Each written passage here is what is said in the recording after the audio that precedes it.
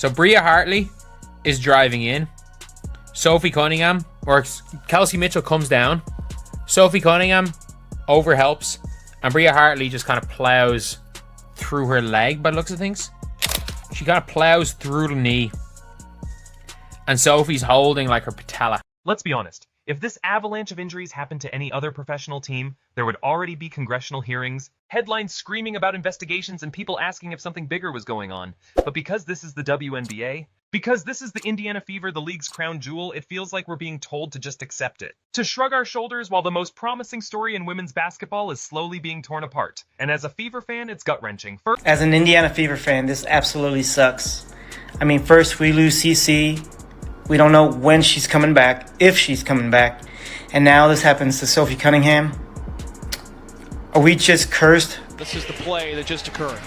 That's like she tries to slide over right there, and Hartley just kind of falls and makes collision with that lower leg. You see her immediately grab it.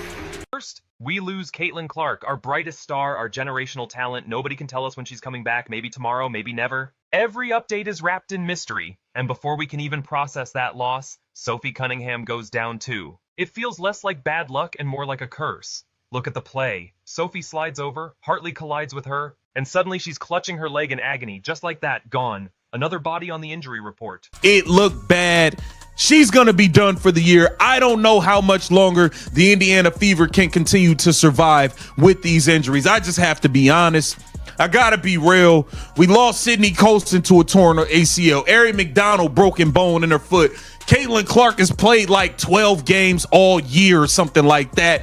DeWanna Bonner scammed us. I mean, it's been a complete shit show, to say the least. It's been a shit show. I just got to be honest. And we're supposed to believe this is just part of the game? Caitlin Clark, out for 12 straight games with a groin injury that mysteriously reappears every time she tries to return. Ari McDonald, season over, season, broken foot. Sydney Colson, season over, torn ACL. Cunningham, now on the shelf, writhing in pain. That's 4 key players. 4 in one season. Most teams might lose one starter if they're unlucky. But the Fever? They're dropping like it's some twisted elimination game. And the league? Silent. Acting like this is business as usual. Let me put this in... Sophie Cunningham lying down, clearly in pain. Visible pain. Agony pain. Stays down. Gotta cut to commercial. The medical staff comes around her. She looks like she walked off on her own accord. But it looked like she walked off in pain on her own accord. Out for the rest of the game. Only played 10 minutes. And that's where Lexi Holt needed to step up. And step up she did. Perspective. Indiana has lost Clark, McDonald, Colson, and now Cunningham. 4 players who were supposed to be the backbone of a championship run. Meanwhile, the WNBA's response is to sign Odyssey Sims on a hardship contract because the Fever literally don't have enough guards left to put 5 healthy players on the court. That isn't bad luck. That's systematic destruction. The golden goose of the league is being strangled before it can even take flight. And it gets worse. Sophie Cunningham, who's already been fined 4 times this season for daring to call out referee incompetence, ends up sprawled on the hardwood after yet another dangerous play that should have been stopped. Sophie Cunningham, oh man, I got to tell you, this victory, it came with a big price. Bria Hartley, let me just start there because we've got Sophie Cunningham's sister and mother weighing in on the league. And Bria Hartley right here. This is Hartley right here coming in. She tries to slide over right there, and Hartley just kind of falls and she crushes in on the knee of Sophie right here. She went down hard. And that was stopped. The same refs who ignored the hits she took now get to watch her limp away. Career in jeopardy. The irony is cruel. Her mother, Paula, spoke out. Her sister, Lindsay, blasted the league. But instead of listening, instead of protecting their players, the WNBA just hands out more fines, more punishments, as if silencing criticism is easier than fixing the problem. And you can hear it in the audio, the raw scream of pain when Sophie went down. That sound tells the story better than any highlight reel ever could. I mean, immediately in the game, the refs was just on some ish, bro.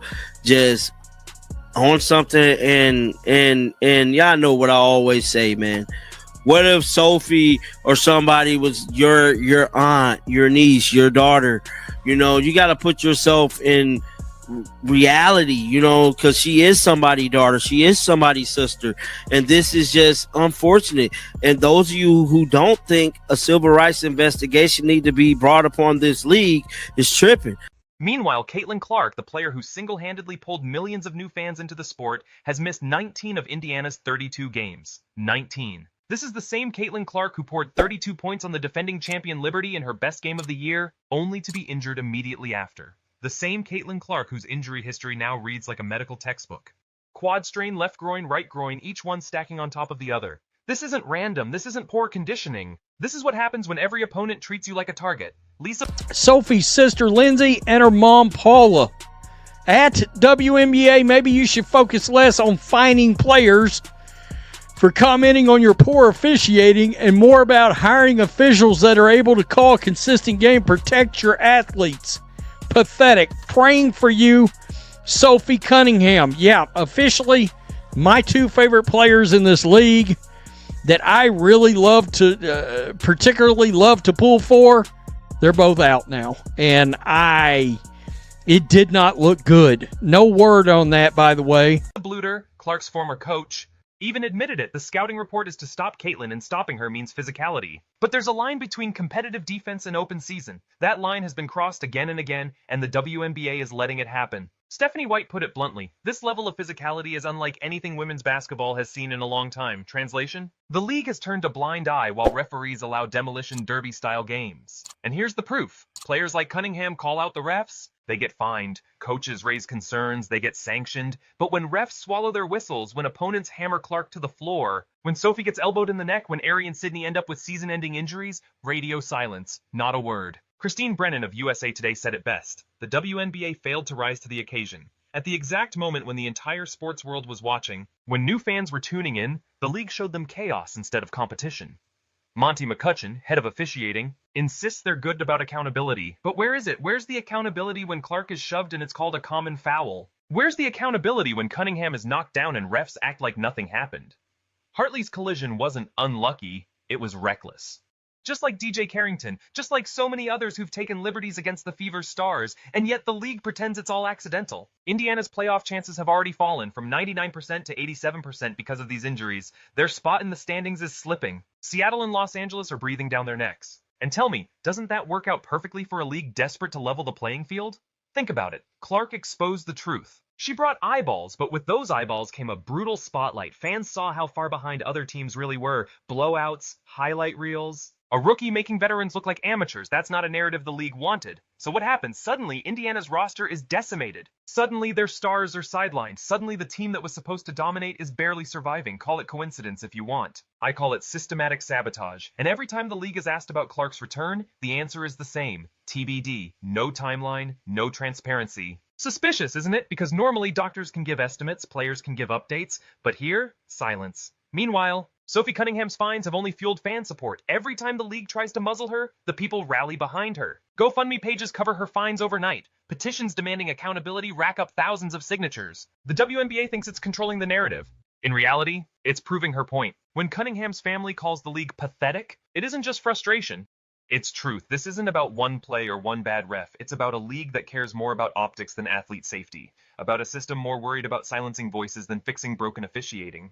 And fans are noticing. Social media is exploding with clips of missed calls, dangerous hits, and players being mauled without consequence. Hashtags trend by the hour. The league thought they could bury this story under fines and PR statements. Instead, they've ignited a movement.